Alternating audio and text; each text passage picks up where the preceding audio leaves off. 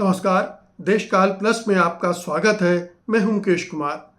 दोस्तों, एक बार जब प्रधानमंत्री नरेंद्र मोदी गुजरात के मुख्यमंत्री थे, तब उनसे पूछा गया था कि गुजरात दंगों में उनसे क्या चूक हुई, क्या उनकी असफलता हुई। तो उनका जवाब था कि मैं मीडिया ठीक से मैनेज नहीं कर पाया। और ये मीडिया को मैनेज न कर पाना ही या उसे कर लेना ही वो अपनी प्रशासनिक और राजनीतिक सफलता असफलता के रूप में देखते रहे हैं।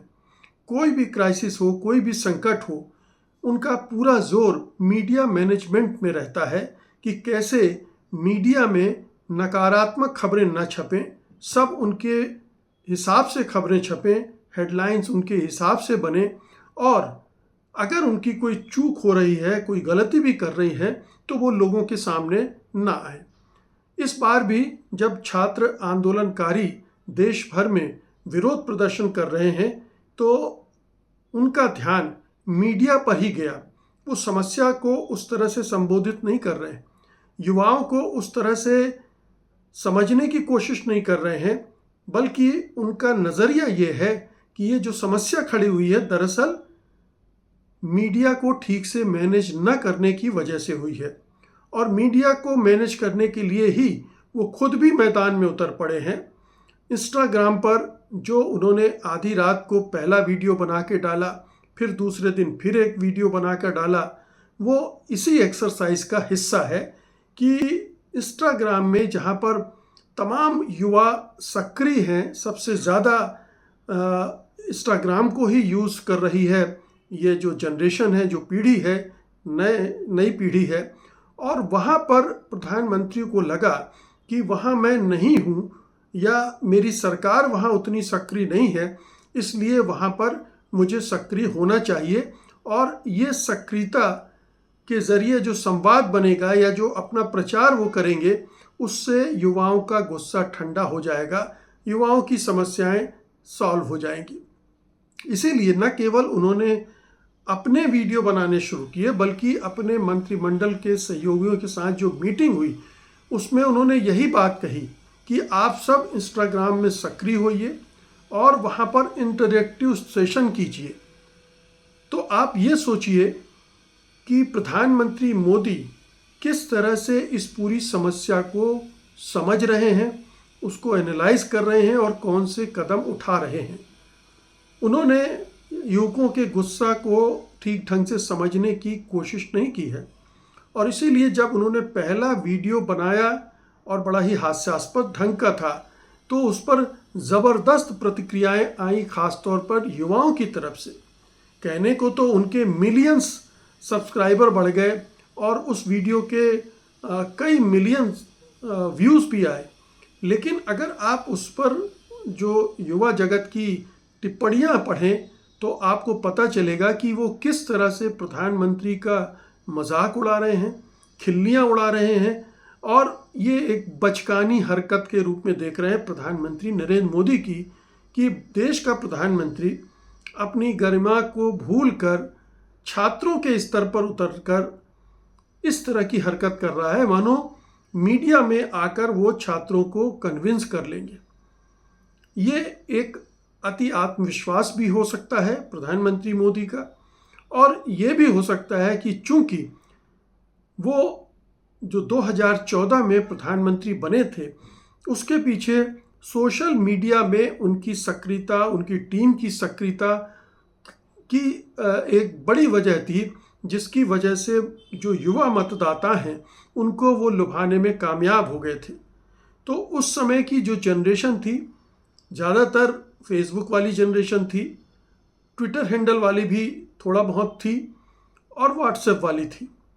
तो उस समय से अभी पिछले चुनाव तक जो प्रधानमंत्री की डिजिटल मीडिया टीम थी, वो उन्हीं प्लेटफॉर्म पर ज़्यादा एक्टिव थी। अब ये निकल कर आ रहा है कि इंस्टाग्राम पर ज़्यादातर युवा एक्टिव हैं, और वहाँ पर प्रधानमंत्री मोदी उस तरह से नहीं मौजूद है, उनकी सरकार इस तरह से मौजूद नहीं है, और इसीलिए ये जो युवा आंदोलन पर उतर आए हैं वो गुमराह हो गए हैं। अगर वो वहाँ होते तो मिसगाइड ना होते और इस तरह का आंदोलन न खड़ा करते। यानी जो मूल समस्याएं हैं, जैसे पेपर लीक का मामला है, एग्जामिनेशन में तमाम तरह की गड़बड़ियों का मामला है, वो सारे मामलों को वो दरकिनार करके एक मीडिया मैनेजमेंट की सोच को ही लेकर प्रस्तुत हो रहे हैं। और इसीलिए कहा जा रहा है कि ये उनका जो मिडनाइट वीडियो था वो डेस्परेट अटेम्प्ट था, बड़े ही हताश व्यक्ति की एक कोशिश थी और ये पूरी तरह से पीआर एक्सरसाइज थी, पब्लिक रिलेशन एक्सरसाइज थी। जो आज का युवा है उसकी मानसिकता ये नहीं है। आज का युवा इस पीआर एक्सरसाइज के झांसे में नहीं आता है। उसका अलग ही मिजाज है, अलग ही सोच ढंग है और जिस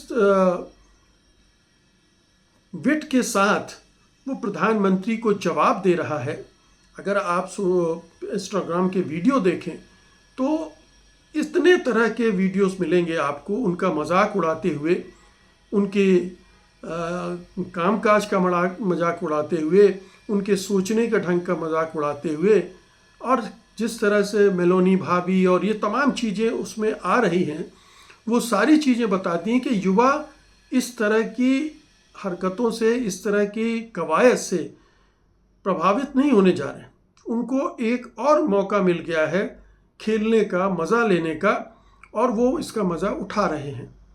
तो प्रधानमंत्री मोदी मीडिया मैनेजमेंट के ज़रिए इस पूरे आंदोलन से निपटना चाहते हैं, युवाओं से जुड़ना चाहते हैं, युवाओं को कन्विंस करना चाहते हैं, लेकिन युवा अब एक दूसरे पायदान पर पहुंच गया है। वो प्रधानमंत्री मोदी और उनकी पूरी सरकार का जो ढोंग है, जो स्वांग है, जो पाखंड है, वो उसको समझ गया है।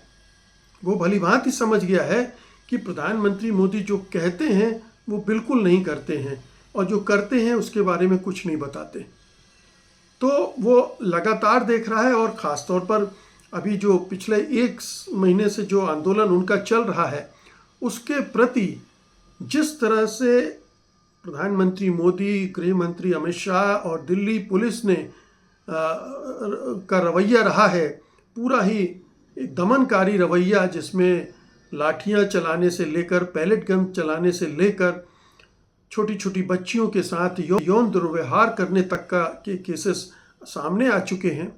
उसके बाद तो युवा जगत आपके इस भौंडी वीडियोबाजी से तो कायल नहीं होने वाला है। वो आपको भली भांति समझ गया है मोदी जी। इस तरह की हरकतों से आपके फॉलोअर बढ़ जाएंगे, ठीक है, लेकिन जो युवा इंस्टाग्राम पर है वो आपको एक मजाक की वस्तु बनाकर छोड़ेंगे।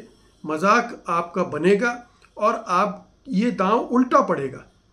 ये आपको और भी नुकसानदेह साबित होगा, क्योंकि युवा आपको नहीं बख्शने वाले, युवा नहीं छोड़ने वाले हैं। आपकी हर हरकत पर वो 50 ऐसे वीडियो बना देंगे जिसमें आप जो कहना चाहते हैं वो हवा में उड़ जाएगा।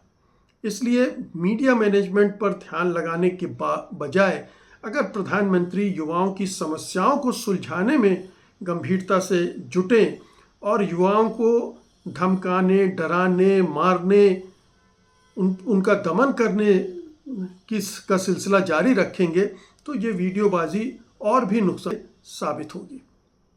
बहुत बहुत शुक्रिया आपका। धन्यवाद। नमस्कार।